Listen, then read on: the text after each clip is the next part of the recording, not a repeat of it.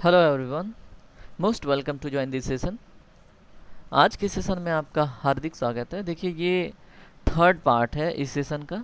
हमने इसके पहले 27 क्वेश्चन दो पार्ट में कवर कर लिए हैं और उसका एक्सप्लेनेशन काफ़ी अच्छा रहा है। ठीक है, तो उन दो पार्ट को देखने के बाद ही इस पार्ट को आप अटेम्प्ट कीजिए।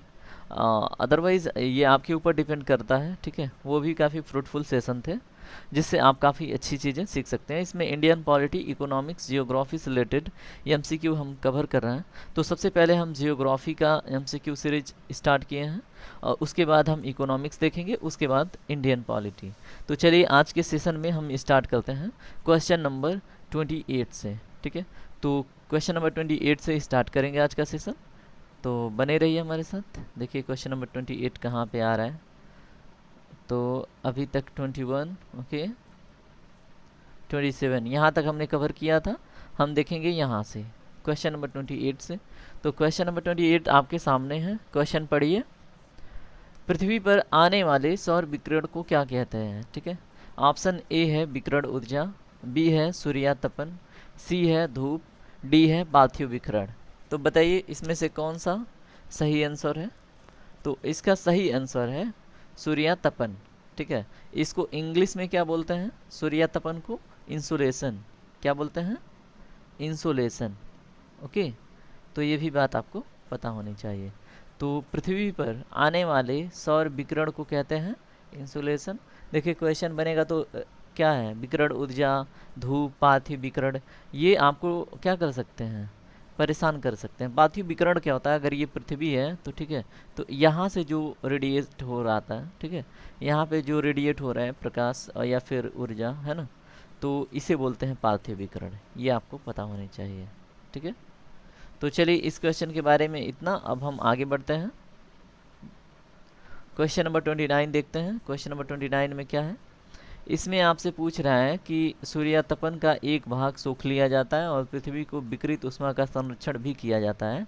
तो इन चारों ऑप्शन में से वो क्या है जो ऐसी चीज़ें करता है? ठीक है, तो ए है ऑक्सीजन, बी है नाइट्रोजन, सी है जलवाष्प, डी है कार्बन डाइऑक्साइड। तो इसका राइट आंसर होगा जलवाष्प। ओके, तो देखिए ग्रीन हाउस गैस का नाम आपने सुना होगा।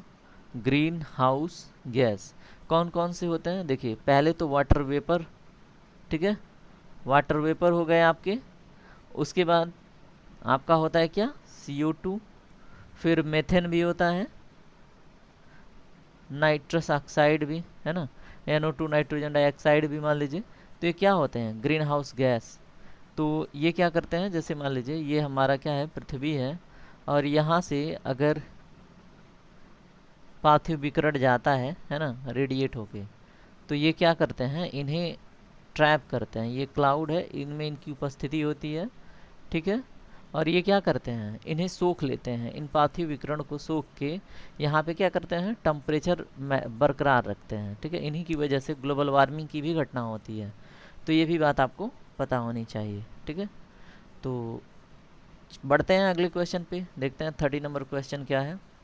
पृथ्वी के सतह के ठीक भूमध्य रेखा के ऊपर, ठीक है, लगभग 16 किलोमीटर ऊंचाई तक और ध्रुवों के ऊपर 8 किलोमीटर तक वायुमंडल जोन को क्या कहा जाता है? ठीक है, मान लीजिए कि ये है आपकी, एक तरह से मैं केवल इसको स्क्वायर सॉरी स्फेरिकल बना रहा हूँ, ऐसा है नहीं।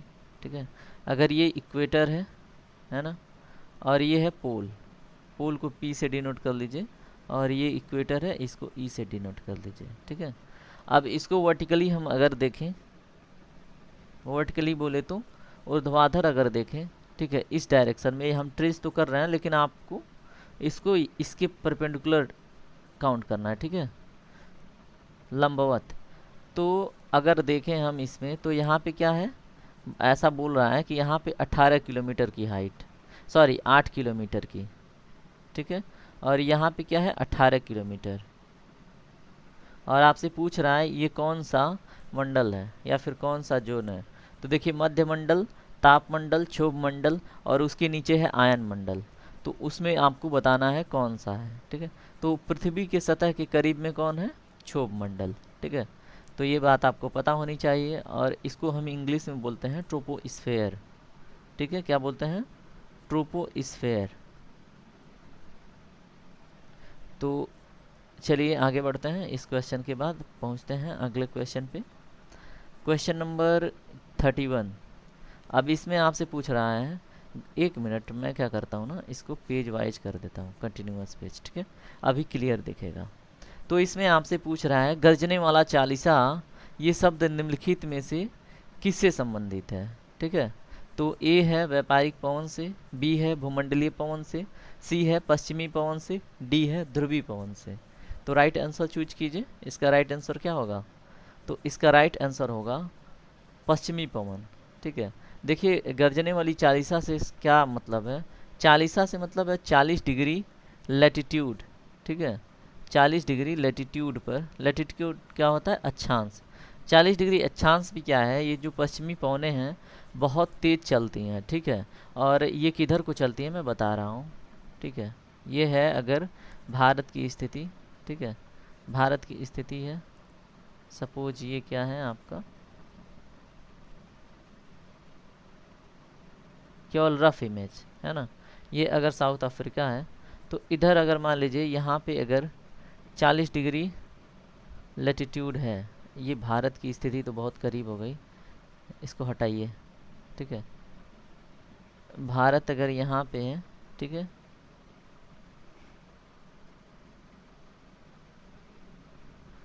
ये स्थिति अगर है, और यहाँ पे 40 डिग्री के आसपास क्या होगा, ये इधर को चलती हैं, ठीक है। भूमध्य रेखा पे अगर ये हमारा 0 डिग्री है, ठीक है, तो इधर वाली मतलब क्या बोलते हैं, दक्षिणी, और इधर वाली को बोलते हैं हम उत्तरी, है ना। तो ये दक्षिणी ध्रुव में इधर 40 डिग्री में देखिए ज़्यादातर ओशियन है ना, 40 डिग्री लैटिट्यूड के आसपास ओशियन है। तो इधर जब पश्चिमी पवनें चलती हैं तो इनको एकदम फ्रीली चलने का वो मौका मिलता है, ठीक है। और ये गरजते हुए चलती हैं, इसलिए इनको बोला जाता है कि गर्जने वाली चालीसा, ठीक है। तो ये बात आपको पता होनी चाहिए थी। चलिए हम आगे बढ़ते हैं और देखते हैं अगला क्वेश्चन। अगला क्वेश्चन है, चक्रवात कब होता है। ऑप्शन ए है जब चारों ओर निम्न दाब होता है, बी है जब केंद्र में उच्च दाब और चारों ओर निम्न दाब होता है, सी है जब केंद्र में निम्न दाब और चारों ओर उच्च दाब होता है, डी है जब केंद्र में दाब और चारों ओर का दाब बराबर होता है, ठीक है। तो बताइए इसका राइट आंसर क्या होगा।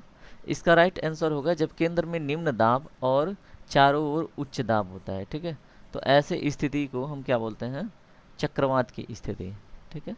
तो ये बात आपको पता होनी चाहिए थी, और चक्रवात को हम डिटेल में समझेंगे लेकिन अभी नहीं। चलिए अगला क्वेश्चन, फ्रंटल वर्षा किस कारण से होती है। ए है संवहनी धारा की वजह से, बी है समुद्री हवाओं की वजह से, सी है चक्रवाती गतिविधि की वजह से, डी ऑप्शन में बोल रहा है कि पर्वतों से वाष्पित जल का संघनन से, ठीक है।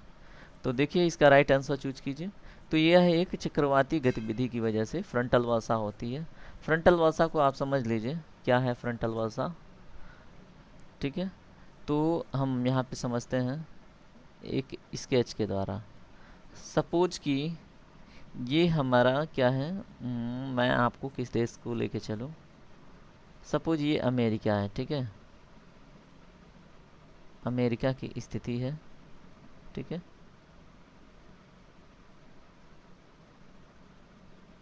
नॉर्थ अमेरिका की स्थिति, ठीक है। अब यहाँ पे क्या है, ये कॉन्टिनेंटल एरिया है, जस्ट वेट।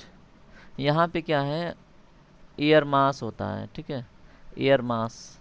एयर मास को क्या बोलते हैं हिंदी में, वायु संहति, ठीक है। और अगर ये कॉन्टिनेंटल एरिया है तो यहाँ पे थोड़ा सा क्या होगा, एयर हॉट मतलब होगा, है ना, गर्म अवस्था में होगा। या फिर यहाँ से भी जो एयर चलेंगी उनकी भी स्थिति क्या होगी, कूल, है ना। तो ऐसे, और यहाँ पे जो कॉन्टिनेंटल जोन में है जो भी एयर मास है वो थोड़ा सा हॉट नेचर का होगा। तो अगर वो एक दूसरे की तरफ बढ़ते हैं तो क्या होता है मैं आपको बताता हूँ, ठीक है। अब उसको यहाँ पे समझिए, ये इधर को बढ़ रहा है और ये इधर को बढ़ रहा है, ठीक है, या फिर ये इधर को बढ़ रहा है या ये इधर को बढ़ रहा है। तो ऐसी स्थिति में क्या होता है, देखिए जो ठंडी वायु सहनती है ना, इसमें देखिए मॉइस्चर है ना, और ये भारी भी होगी। तो इसमें क्या होता है, अगर ये जा रही है कूल वाली, ठीक है, यहाँ पे मैं कोल्ड लिख दे रहा हूँ, कोल्ड एयर मास, और इधर से क्या है वार्म एयर मास आ रही है, ठीक है। वार्म यानी कि गर्म एयर मास है ये, ठीक है। अब यहाँ पे क्या होगा, जब आपस में टकराएंगी तो धीरे धीरे ऊपर उठ जाएगा यार ये क्या, रेड वाला, ठीक है।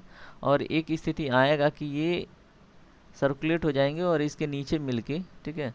और एक समय में ये भी ऐसे सर्कुलेशन बना के क्या है, चक्रवात की स्थिति उत्पन्न कर देगा। और ये जहाँ पे मिलेंगी दोनों, यहाँ पे देखिए, यहाँ पे जहाँ पे मिल रही हैं, यहाँ पे क्या होगा, इस क्षेत्र में बारिश होगी, ठीक है। इसको बोलते हैं फ्रंटल रेनफॉल, ठीक है। तो फ्रंटल वर्षा इसी को बोलते हैं, और यही होता है फ्रंटल वर्षा में, और ये चक्रवाती गतिविधि है। और ये हाई लैटिट्यूड पे होता है, ठीक है, मतलब उच्च अक्षांशों पे, यानी कि लगभग 40 के ऊपर, 35, 40, 60 के बीच में, ठीक है। तो ये बात आपको पता होनी चाहिए। चलिए अगला क्वेश्चन देखते हैं। आपसे पूछ रहा है निम्नलिखित में से कौन सा कथन सही है, बताइए। ए है वायु के ताप में बढ़ोतरी से वायु की नमी धारण करने की क्षमता कम हो जाती है। बी है ताप में वृद्धि से वायु दाब कम हो जाता है। सी है निरपेक्ष आर्द्रता को वायु के प्रति घन मीटर में ग्राम से व्यक्त किया जाता है। डी है प्रति 165 मीटर की चढ़ाई के साथ ताप में 1 डिग्री सेल्सियस की कमी हो जाती है। बताइए इसका राइट आंसर क्या है। तो इसका राइट आंसर होगा क्या, ताप में वृद्धि होने से वायु दाब जो है कम हो जाता है, ठीक है। तो इसका राइट आंसर हो जाएगा ऑप्शन नंबर बी। ओके, तो देखिए इस क्वेश्चन को समझिए और बाकी के ऑप्शन पे भी ध्यान दीजिए। देखिए वायु के ताप में बढ़ोतरी से वायु की नमी धारण करने की क्षमता कम नहीं होती है, बल्कि ये क्या हो जाती है, बढ़ जाती है, ठीक है। उसके बाद क्या है, निरपेक्ष आर्द्रता को वायु के प्रति घन मीटर में ग्राम में व्यक्त किया जाता है, गलत, ठीक है। तो चलिए आगे बढ़ते हैं, देखते हैं। अब देखिए अगला क्वेश्चन है, क्षोभ मंडल वायुमंडल का सबसे तप्त भाग है क्योंकि, बताइए कारण क्या है। ए है यह सूर्य के निकटतम है। बी है इसमें आवेशित कण है। सी है यह पृथ्वी के पृष्ठ से तप्त हो जाता है। डी है इसमें ऊष्मा पैदा होती है।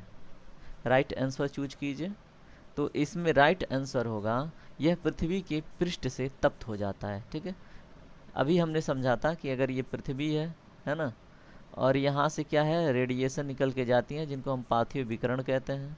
अब ये ट्रैप हो जाते हैं किन में, क्लाउड्स में। ये अगर क्लाउड्स हैं और इनमें ग्रीन हाउस गैस है ना, जलवाष्प है, वो क्या करती हैं, इन्हें ट्रैप करके ये आसपास का एरिया जो पृथ्वी का जो क्या है, क्षोभ मंडल है, जिसको हम बोलते हैं ट्रोपोस्फेयर, इसको क्या रखती हैं, गर्म रखती हैं, ठीक है। तो ये बात आपको पता होनी चाहिए। चलिए अगले क्वेश्चन पे बढ़ते हैं। क्वेश्चन नंबर 36 ये आपसे पूछ रहा है, हवा के तेज वेग से बने रेतीले टीलों को क्या कहते हैं, बताइए। ए है भग यानी कि क्लिफ। बी है गह्वर जिसको बोलते हैं सर्क। सी है जिसको बोलते हैं मरुटिब्बा, इंग्लिश में बोलते हैं ड्यून। और डी है हमादा। तो इसमें राइट आंसर चूज कीजिए। चलिए इसका राइट आंसर है मरुटिब्बा, जिसको बोलते हैं ड्यून, ठीक है। अब देखिए क्लिफ कहाँ बनता है, सर कहाँ बनता है, ये जियोग्राफी के टॉपिक्स हैं, है ना। तो आप इसको पढ़िएगा, देखिएगा कहाँ पे क्लिफ बन रहा है, सर्क कहाँ पे बन रहा है, तो आपको पता चलेगा, ठीक है। चलिए अगला क्वेश्चन पढ़िए। नवंबर 2007 में निम्नलिखित में से किस तूफान ने बांग्लादेश पर हमला किया। ए है डीन। बी है वुटिप। सी है सीडर। डी है इनमें से कोई नहीं।